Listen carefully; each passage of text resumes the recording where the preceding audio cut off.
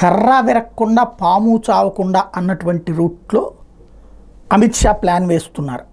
వాస్తవంగా ఒక పార్టీ నుండి ఇంకో పార్టీలోకి వెళ్తే ప్రజాప్రతినిధులు దాన్ని ఏమంటాం మనం, పార్టీ ఫిరాయింపులు అంటాం. ఈ ఫిరాయింపుల్ని ప్రోత్సహించదు భారతీయ జనతా పార్టీ.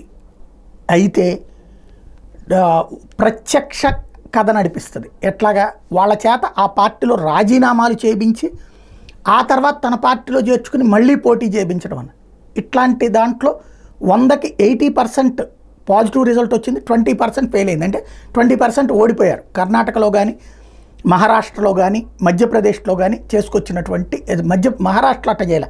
మహారాష్ట్రలో 2/3 చీల్చుకొచ్చారు. కర్ణాటక మధ్యప్రదేశ్లో ఈ కాన్సెప్ట్ చేశారు. అందుకే అక్కడ కథ వేరుగా ఉంది.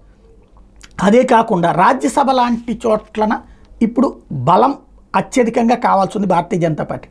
ప్రజెంట్ సింగిల్గా భారతీయ జనతా పార్టీకి 97 దాకా ఉంది. ఇప్పుడు కొత్తగా 12 మంది వస్తున్నారు. అందులో దాదాపు 9 సీట్లు భారతీయ జనతా పార్టీకి ఉంటాయి. అంటే దగ్గరగా రేపు 108 దాకా వస్తున్నాయి. ఇది కాకుండా మళ్ళీ నామినేటెడ్తో కలిపితే భారతీయ జనతా పార్టీకి సింగిల్గా 50% స్థానాలు ఉండాలి అన్నది అమిత్ షా ప్లానింగ్.